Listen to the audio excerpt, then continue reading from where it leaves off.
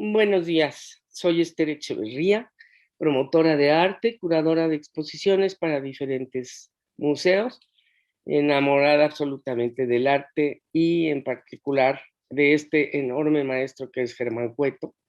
Agradezco muchísimo la invitación a manifestar mi admiración hacia esta gran persona y gran artista. Eh, Germán Cueto nació el 9 de febrero de 1893 en la calle Chavarría 12, en lo que ahora se denomina el centro histórico de la Ciudad de México. Sus padres fueron Javier Gutiérrez Cueto, vasco, nacido en Cabezón de la Sal, en la provincia de Santander, y su madre, Paz Vidal Lombardo, mexicana, fue nacida en México, en la ciudad. Germán Cueto fue prácticamente un hijo único, muy feliz, muy querido, hasta los 17 años en que nace Consuelo, su única hermana. Eh, la familia de los Gutiérrez Cueto pertenecían a, a un mundo muy interesante. Eran navegantes, escritores liberales y artistas. El abuelo fundó el periódico La Abeja Montañesa en 1857, en la que colaboraban famosos intelectuales de la zona, así como su tío Enrique, quien fundó el periódico del Atlántico, y además él era el padre de su prima Marie Blanchard, un personaje absolutamente fundamental en la vida de Germán. Su tío Fernando, que era marinero, capitán de barco, animó con los relatos, alimentó la fantasía del padre de Germán para que se lanzara la aventura americana y que se eh, saliera del lugar en donde vivían. Y fue así como decidió arraigarse en México, estableciéndose como comerciante. Por su línea materna, los Vidal Lombardo eran de una familia pudiente de México, también dedicados al comercio y a la administración de sus rentas, gente muy pudiente.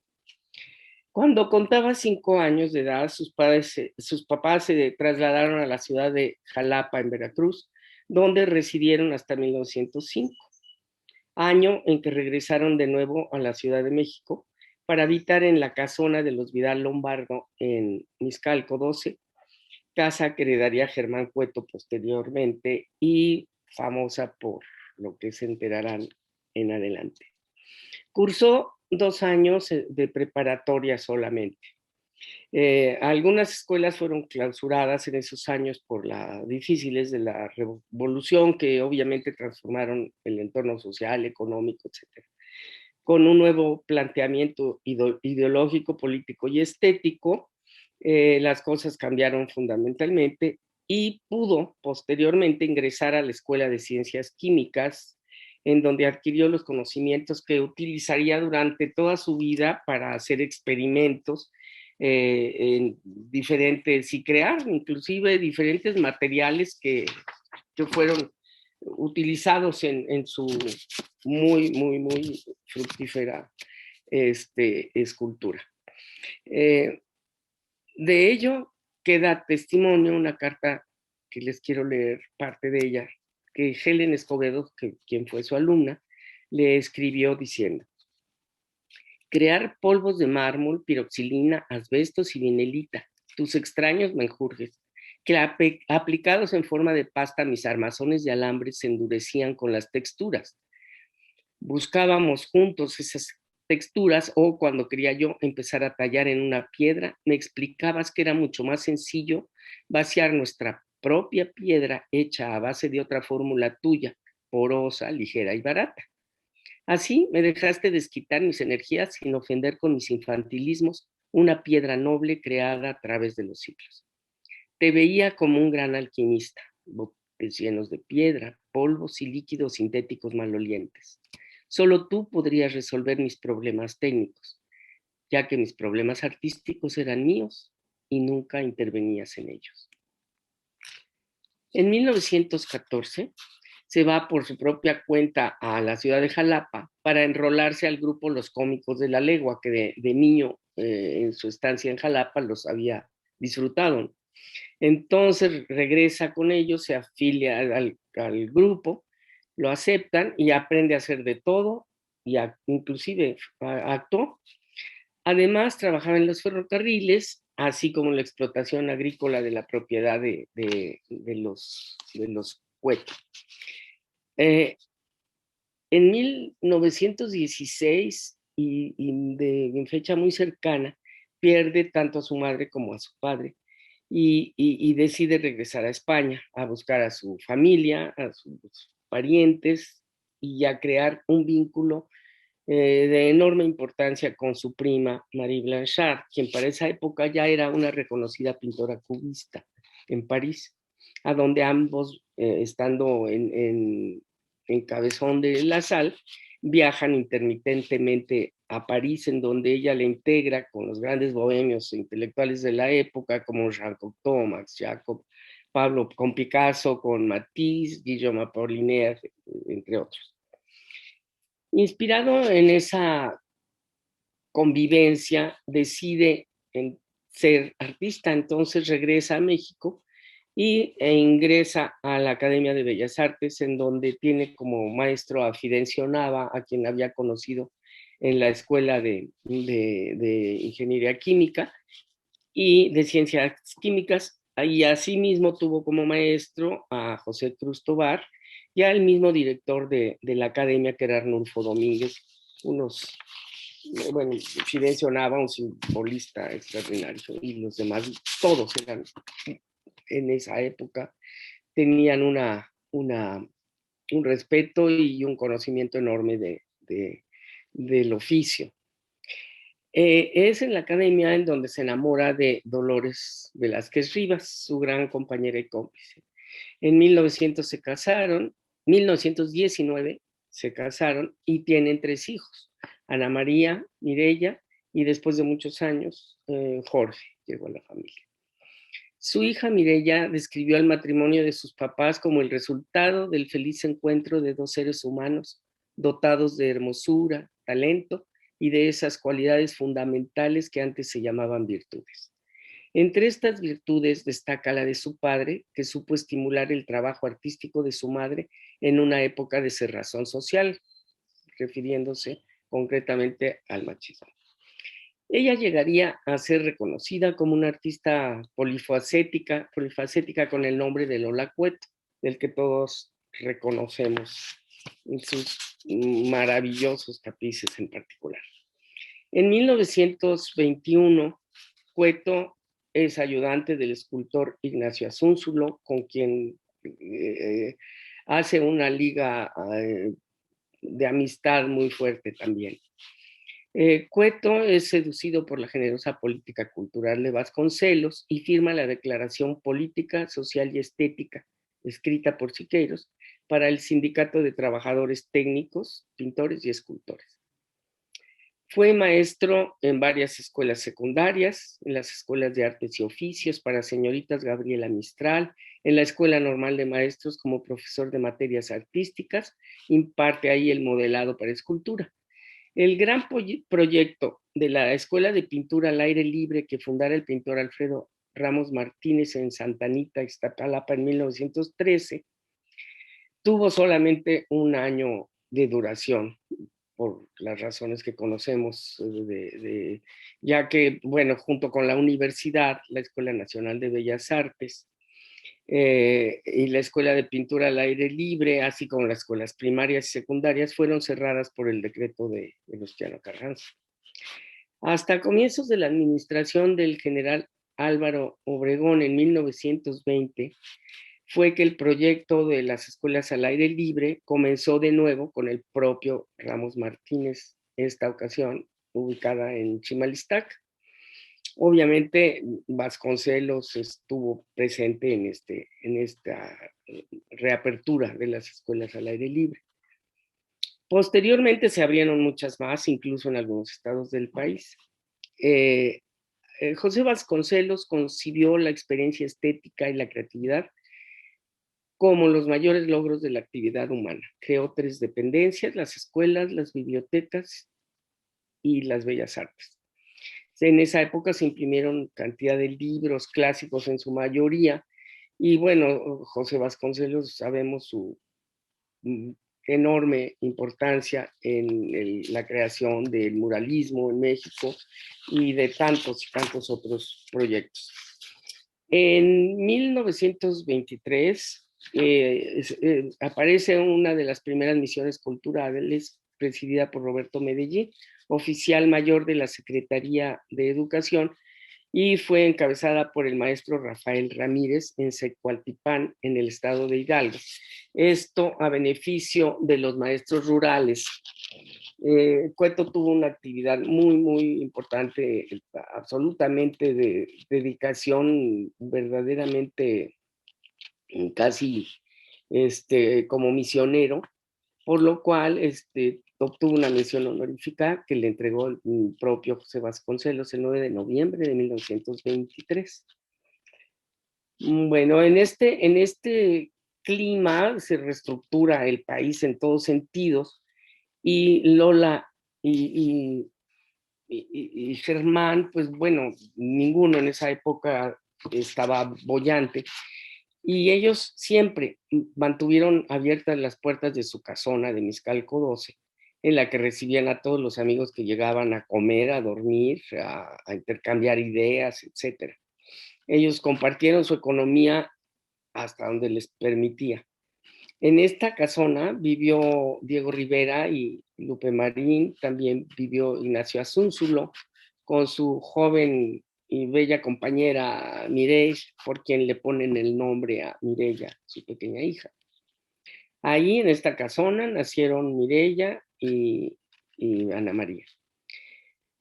En aquella época Lola decide instalar un taller para confeccionar ropa bordada en cadeneta, que era estaba de moda en esa época, y pues buscando ayudar a la no muy bollante economía familiar, pero el taller no prosperó y tuvo que cancelarlo, vender las máquinas, salvo una de marca Cornelli, que fue su compañera de vida, y afortunadamente gracias a esta maquinita fue que en París hizo aquellas maravillas de tapices en cadeneta durante su estancia. La casa de los Cueto siempre fue un centro de reunión en donde se comentaban diferentes aficiones artísticas. Germán Cueto en esa época era descrito por sus allegados como un hombre de infinitos proyectos. Inclusive Manuel Maples Arce le dedica un poema que tituló Estrofas para un amigo. Se los voy a leer. Dice: en un pueblo perdido te encontraste a Cueto. Andaban por la sierra de maestros rurales henchido de proyectos. Llegaron a caballo. El escultor dinámico de la inquietud constante, buscador pitagórico de lo nuevo y cambiante, era flaco y chispeante, parecía un esqueleto de posada, saliendo alegre de la huesa. Lo pintó Ramón Alba con copete de gallo, quedó todo su estilo en el cuadro señero, plano como baraja y color frambuesa. En su casa es allí en la casa de Miscalco, en donde se fraguó el movimiento estridentista. Bueno, como sabemos, Germán fue miembro muy activo, porque no solo se dedicó a desarrollar ahí las artes plásticas, sino tuvo mucho que ver con, con obras de teatro, con la literatura también, y haciendo montajes inclusive para, para sus pequeñas obras. Los integrantes del movimiento estridentista, esperando que no se me haya ido alguno, fueron Manuel Maples Arce, Arqueles Vela, Germán Listarzubide, Germán Cueto, Ramón Alba de la Canal, Fermín Revueltas, Leopoldo Méndez, Luis Quintanilla, Salvador Gallardo, Luis Ordaz Rocha, Fernando Leal, Javier González, Jean Charlotte, Salvador Gallardo, Roberto Montenegro, Humberto Rivas, Javier Icaza, Miguel Aguillón, Guillermo Ruiz, Emilio Amero. También se sumaron Tina Modotti, Lola Cueto, aunque ella muy discretamente, Adela Siqueiros, Armando Segri, Nelly Campobello y Eduardo Weston. Ellos asistían a un cafecito, a un café Europa, que estaba ubicado en la calle de la avenida Jalisco 100, en lo que ahora es la avenida Álvaro Obregón, y ellos lo bautizaron el Café de Nadie porque tenían muy mal servicio y parecía que nadie existiera dentro del café. En este lugar fue la sede en donde el 12 de abril de 1924 presentaron el único evento realmente este, masivo. Invitaron a mucha gente, pero obviamente esto no fue tanta como esperaban. Sin embargo, tuvo una significación absoluta. En esta exposición del grupo expone Germán sus primeras y fantásticas máscaras caricaturescas que se le ocurrió hacer de sus amigos estridentistas, con un concepto verdaderamente sensacional. Se leyó, básicamente fue una tertulia literaria, porque pues, la mayoría eran literatos, poetas, etcétera. Y bueno, hay una peculiaridad. En el piso alto del edificio donde estaba el café de Nadie, a Germán Cueto, que era pues nunca dejó de jugar, era un gran niñote. Esto se le ocurrió abrir a una oficina de consultas. Y entonces hay un muy simpático letrero que puso en la puerta diciendo, um, proyectos. Le diremos lo que usted intuye con nuestros aparatos incongruentes. Organizaremos viajes interastrales.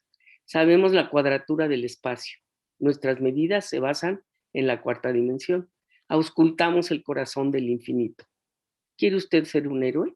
Conocemos la plana del futuro. Podremos recomendarle una ruta de los acontecimientos. Véanos, consultas gratis para los pobres de imaginación. Esto hasta ternura da realmente, es de una ingenuidad y de unas ganas de divertirse que me encanta. Eh, Tienen sigue el movimiento, se siguen reuniendo en el Mixcalco 12, siguen creando al infinito proyectos que desgraciadamente nunca se realizaron. En 1926, Manuel Maples Arce, que era abogado de carrera y era el líder del movimiento estridentista, fue designado juez de la primera instancia en Jalapa, su tierra natal, invitado por su amigo, el gobernador Heriberto Jara, que era simpatizante del movimiento. Germán se mudó a Jalapa y invitó junto con otros estudiantistas invitados por Maples Arce y apoyados por el gobernador. Y es ahí donde escribe su genial, para mi gusto, su genial obra, La comedia sin solución.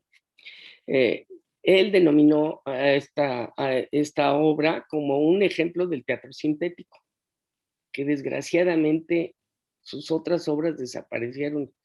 Es la única que se conserva. Esta obra fue publicada en la revista Horizonte, que tuvo a cargo Germán Lister, su vida en Jalapa, y trataron de hacer algo en Veracruz, pero no fue posible porque en 1927, o sea, al año, el gobernador Jara fue destituido de su cargo y tuvieron que disolver el, el movimiento. Es entonces cuando Germán se vuelve a Europa con Lola y sus hijas.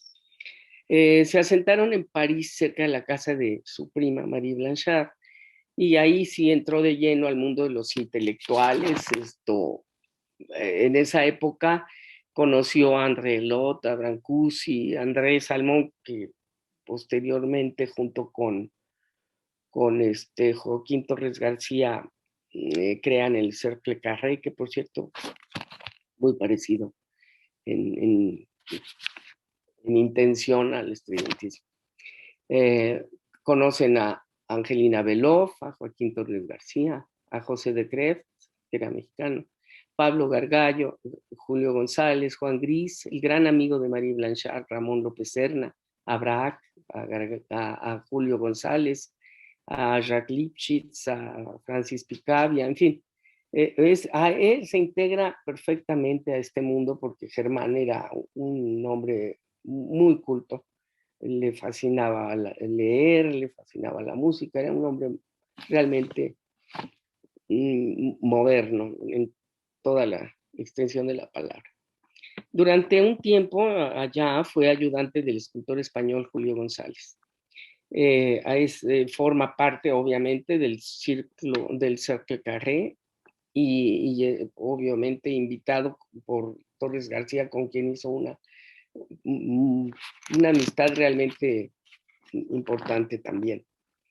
Eh, eh, Otros integrantes del movimiento fueron Kandinsky, Le Corbusier y Mondrian, con quien él tendría cartas que se mandaban permanentemente intercambiando ideas y opiniones. En 1929 empieza a tener una actividad ya como expositor importante. En 1929 expone en la Galería Renaissance en París, en 29 en la Galería 4 en París también. En 1930 expone con el grupo, la famosa exposición con el grupo Cercle Carré en la Galería 23 de la Rue de la Boitie en París. También en la exposición de artistas latinoamericanos en la Galería SAC en Saint-Germain-des-Prés en París también, así como en la Galería Dalmau en Barcelona, en España. Ese mismo año, en Montparnasse, presenta 2 máscaras y 2 esculturas, de las que se sabe que tuvieron un gran impacto en Henry Moore, quien confesó en algún momento haber tenido influencia suya. El 22 de noviembre de 1931 exhibe en la Galería Vara de Bellinzona, en el Tesino, también en Italia, también en el Salón Superindependent. En esta muestra, además de las 9 esculturas que constan en el catálogo, también exhibió algunas de las máscaras que había hecho en México, que fueron sensacionales. La máscara fue una constante en su obra, casi a partir del estudiantismo jamás dejó de hacerlas. Algunas bellas pueden corresponder al arte tribal, a los tótems del África Negra o de Oceanía, al arte precolombino o al arte popular. Sin embargo, él fue innovador de la máscara cuando decidió hacerlas solamente colgables, por ejemplo, como las de sus compañeros estridentistas, que son hechas de yeso policromado, planas en su parte posterior para ser colgadas. Y también estas fantásticas, absolutamente fantásticas, de su invención, que surrealistas y primitivas, bueno, que son extraordinarias. En 1933 formó parte del grupo de arte del constructivismo que organiza Torres García y participa en la sala 16 del Salón de Otoño en Madrid, España, también con gran aceptación de su obra. Estos 5 años que vivieron en Europa fueron legendarios. En su primera casa tuvieron como vecino a Ramón Gómez de la Serna y al pintor Fujita, con quienes también entablaron una relación que nunca se interrumpió. Posteriormente residieron en la Rue de Plante, en un edificio que Germán inmortalizó en una de sus obras. Y bueno, igual que en la casa de Miscalco, en México, tenía las puertas abiertas con su generosidad irrefrenable, que tuvieran poco o mucho lo compartían con sus amigos o no amigos quienes llegaran a su casa.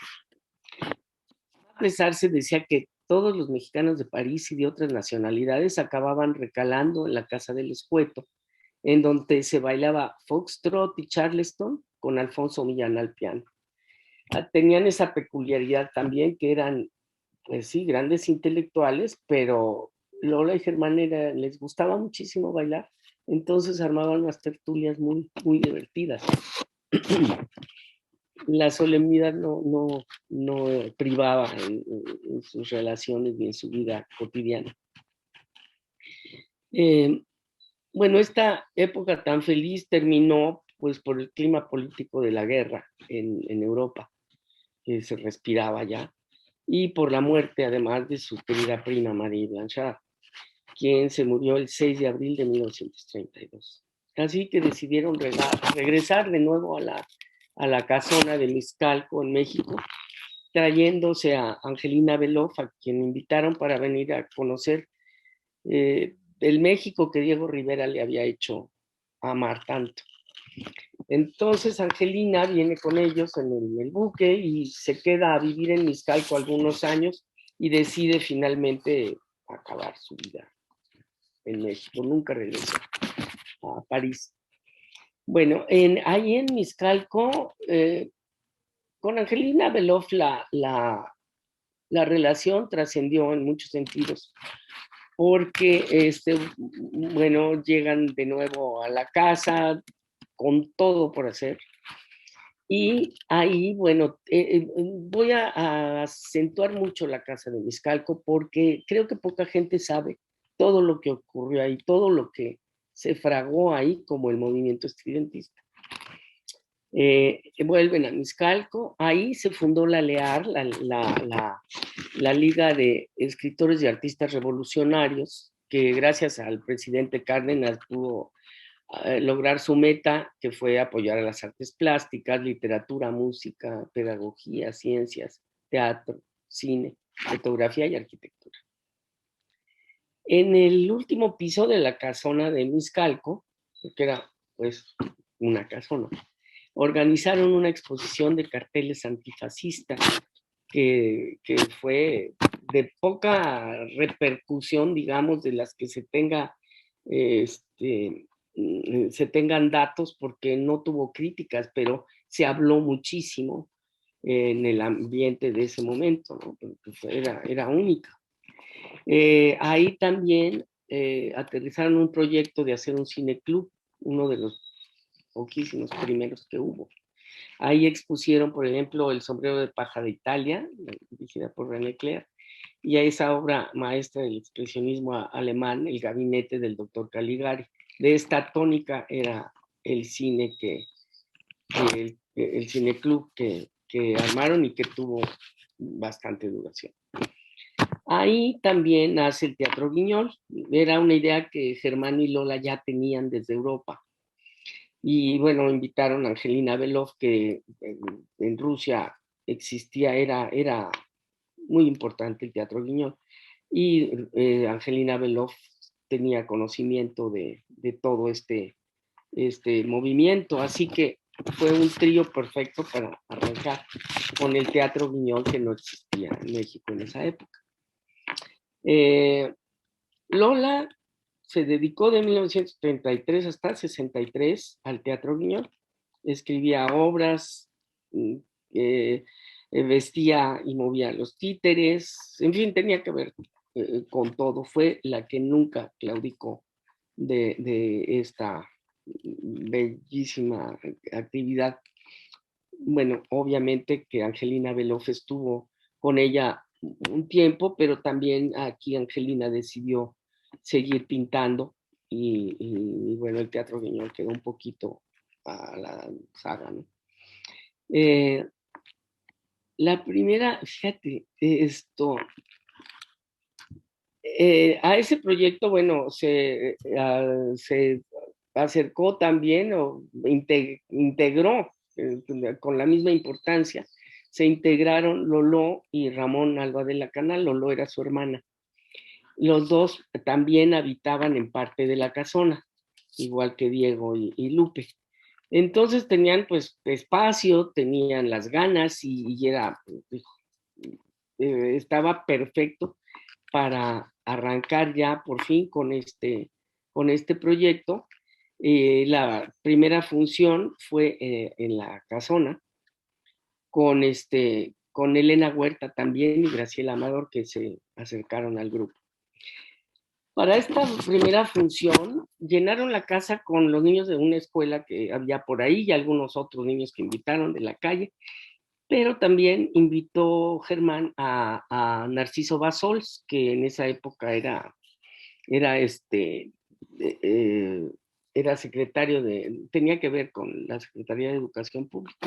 Entonces lo invitó como juez calificado, con toda la intención de que se enamorara del proyecto, cosa que sucedió. Y entonces les pidió dar funciones en las escuelas urbanas y rurales independientes de la Secretaría de Educación Pública. Así que ahí prendió y nunca se apagó hasta la fecha. En 1936 se rompe el matrimonio de Lola y Germán. Germán continúa su vida con María Fernández Galán, su segunda esposa, oriunda de San Luis Potosí, con quien tuvo a su hijo Javier. Eh, Su nuevo domicilio fue en la colonia Juárez, en la calle Roma, en donde tenían una casa estilo porfiriano antigua, era una privada con 4 casas. Y la casa, bueno, era alucinante. Yo la conocí de niña porque fui amiga de Javier, jugábamos en el patio de las 4 casas. Y un día se abrió la puerta, nos invitaron a entrar. Quedé pasmada, me marcó mi infancia. Estaba atiborrada de móviles de alambre, había unos maniquís de lámina con ojos de vidrio iluminados por detrás porque había un foquito que hacía que se vieran verdaderamente tremendos, con una presencia tremenda. Estos móviles se proyectaban a poner una casa oscura, entonces Germán prendía la luz y estos móviles se proyectaban en un muro que parecía que no hubiera muro, eran formas dando vueltas, ¿no? Fantásticas, cuadros, esculturas de todo tipo, no se podía, las suelas tronaban, en fin, era un ambiente casi atemorizante hasta que aparecía Germán, con esa dulzura característica, con esa simpatía, y entonces aquello tan atemorizante se volvía dulce y divertido, porque además siempre tenía una anécdota chistosa o una historia que contar. Siempre se reía uno con él, no había dramas, era realmente un ser muy, muy peculiar. Me acuerdo de sus esculturas de bronce, muchas cosas de vidrio, este, en fin, era un ambiente pues único, la verdad. Como su obra no se vendía, pues, obviamente la tenían acumulada, no era la casona que tenía lugar para todo, entonces aquí tenía uno que vivir realmente, que sentir, que oler a las esculturas que había que sortear para pasar a las otras habitaciones. Y bueno, como su obra no se vendía, entonces volvió a dar las clases que pudo encontrar y organizó en ese momento el teatro de la Preparatoria Nacional. Es ahí cuando empieza a meterse al teatro de nuevo. Carlos Chávez le encargó organizar el grupo de teatro infantil y le dio la dirección de los grupos juveniles de las escuelas secundarias. Ahí presentaba obras de teatro clásico con los chicos que según dicen, lo hacían bastante bien. Él obviamente hacía de todo, presentaba farsas francesas, pues piezas difíciles que no me constan, pero por comentarios sabía que lo había hecho extraordinariamente bien. Entró a trabajar como, bueno, el dinero no era suficiente, entró también a trabajar al Museo de la Industria como jefe al frente de la dirección del taller de maquetas y como profesor de materias artísticas en las escuelas nocturnas de arte para trabajadores y en escuelas secundarias. O sea,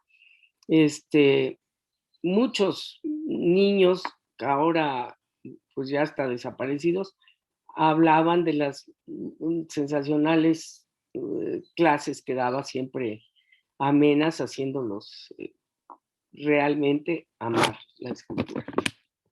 En 1940 hizo varias escenografías y máscaras, sobre todo para obras de teatro, para ballets de ese momento. Y bueno, siguió también haciendo exposiciones por aquí y por allá. En los 40 empieza así muy en ese momento a tener una actividad más, digamos, más como escultor que como profesor. Empieza a exponer.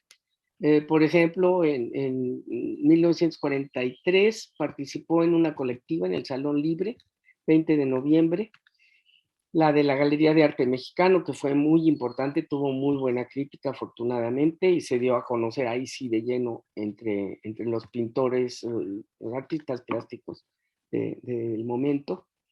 Y con todos hizo buena relación porque además era muy amigo. Y también, de verdad, en la galería de la Universidad de la UNAM, de la Universidad Nacional Autónoma de México. En 1948 expuso en la Galería Montorendine, en la Ciudad de México, y es ahí cuando le dan la dirección del Departamento de Danza del Palacio de Bellas Artes, que será otra de sus pasiones. En 1951 expone en la Galería Clark Decor de la Ciudad de México y otra en la Galería Montorendine, otra vez. En 1952 crea una escultura de viguetas metálicas para el multifamiliar Presidente Juárez, obra desaparecida por el terremoto de 1985. En 1953, Matías Goeritz, que ya lo había conocido en la Galería de Arte Mexicano y que estaba fascinado con el personaje y con su obra, lo invita a participar en el nuevo museo interactivo, el ECO, que estuvo a cargo de Matías, creación de Matías, en donde llega por aquella época, en el 53, llega Henry Moore y le pide a Matías que lo lleve al estudio de Germán Cueto, que lo quería conocer, ya que pues había sido muy importante influencia para él en su exposición que vio en París. Cosa que sucede, ¿no? En 1954 expone en el Salón de la Plástica Mexicana, en la Ciudad de México, y viaja a Suecia, becado por la Sociedad Sueco-Mexicana en la fábrica de Gustav Behr, no sé si lo pronuncié mal, en donde además empieza a hacer sus maravillosos esmaltes que después, bueno, también fueron constantes en su obra. Trabajó también en el taller Arabia de Helsinki y en la manufacturera real de porcelana de Copenhague. En diciembre expone en la Svensk-Franska Konstgalleriet de Estocolmo y de enero a febrero de 1955 en la Galería Avenue de Gothenburg. Bueno, este año, como podemos darnos cuenta, además de aprender, no paró de trabajar y de exponer. Entonces sentó un precedente y un vínculo fuerte con Suecia. En 1956 regresó a la docencia a México, fue profesor del taller de esmalte en la Escultura de Diseño y Artesanías de la Ciudadela, dependiente del IMBA. Expone esmaltes y esculturas en la Galería Excelsior y en una colectiva en el Salón de la Plástica Mexicana. En 1956 y de diciembre a enero de 1959 fue profesor de modelado en la Esmeralda y tiene una exposición individual en las Galerías Excelsior de la Ciudad de México. Él expone su obra y además invitó a algunos de sus alumnos a hacer una pequeña exposición. En 1960 expone en la Galería del IFAL el Instituto Francés de América Latina, ahí expone sus maravillosos esmaltes, que también tuvieron mucha aceptación. ¿Por qué? Porque los esmaltes, además de ser prodigiosos, esto no solo se dedicó a hacerlos como obras de arte, sino a hacer arte utilitario también, hacia vasijas, ceniceros, etcétera, preciosísimos todos. En 1964 recibe mención honorífica en la Segunda Bienal Nacional de Escultura en el Museo de Arte Moderno de la Ciudad de México y le es encomendada una escultura monumental de plomo y armazón de hierro para las torres de Mixcoac en las Lomas de Plateros. Creo que sigue todavía esta escultura toda porreada, pero ahí anda. En 1964 participó en la Segunda Bienal Nacional de Escultura, obteniendo mención honorífica, y al año fue acreedora al primer premio de adquisición Benito Juárez en la tercera edición de la Bienal. En 1968 es cuando Matías Geritz lo invita, pues lo declara, mejor dicho, invitado de honor a la Reunión Internacional de Escultores con motivo de las Olimpiadas, para las que realizó la escultura famosa El Corredor, que estaba ubicada en la avenida Insurgentes, frente al estadio de la universidad, en la llamada Ruta de la Amistad. Fue designado miembro titular, fundador, sección de escultura de la Academia de Artes de México, creada por decreto el 12 de diciembre de 1966. Su obra no se volvió a exponer hasta 1981, o sea, 9 años después de su muerte, en la que Fernando Gamboa organiza una exposición en el Museo de Arte Moderno titulada Germán Cueto, homenaje a sus 60 años de labor artística, esculturas, pinturas, dibujos, esmaltes y otras técnicas. Esta exposición fue pues muy conmovedora y bueno, como en tantas ocasiones sucede, se lamentó el no haberle promovido más su obra.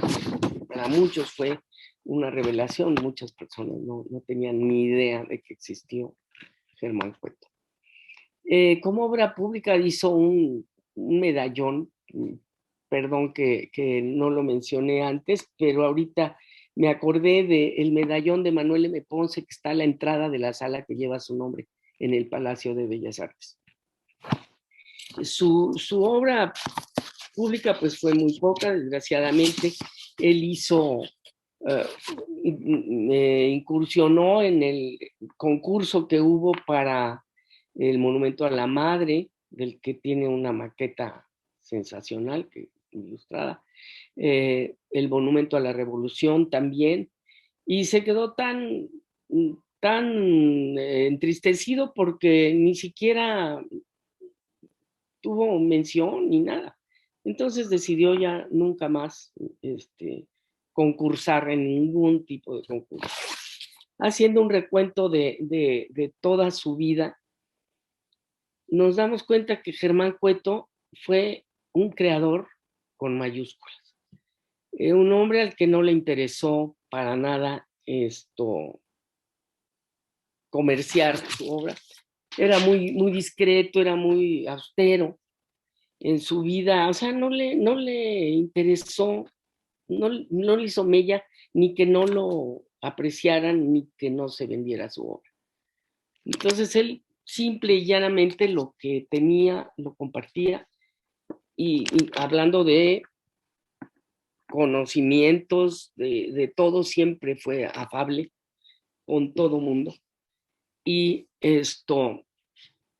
quisiera terminar esta charla leyéndoles 3 respuestas que él dio a una entrevista que tuvo lugar el día 29 de noviembre de 1969, o sea, 3 años antes de que muriera.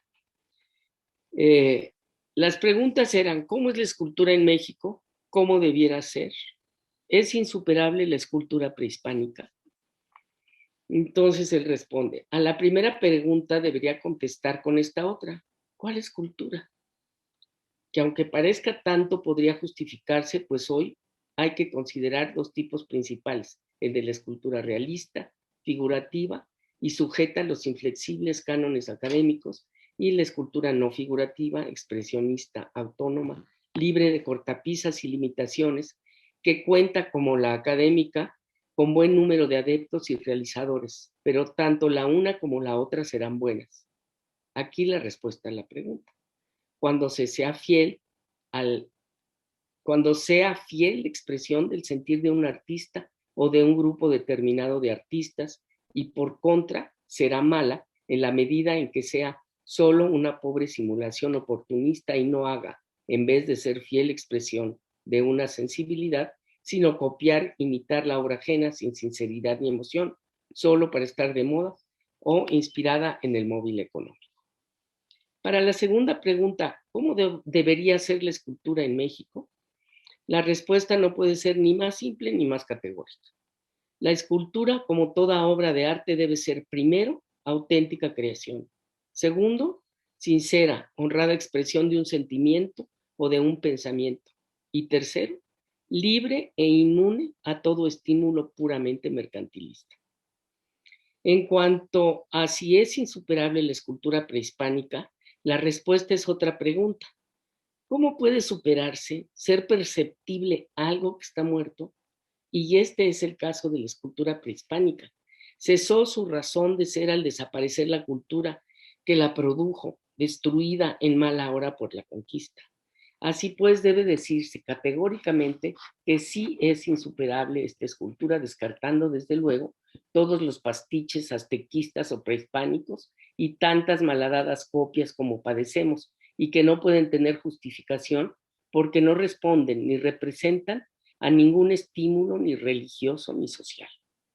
No sucede otro tanto con la escultura románica ni con la gótica, que siguen expresando el espíritu de una religión viva todavía. Además, nuestra escultura prehispánica, ni plásticamente ni por su sentido abstracto, admite superación. Aquí está Germán Cuellar. Muchas gracias.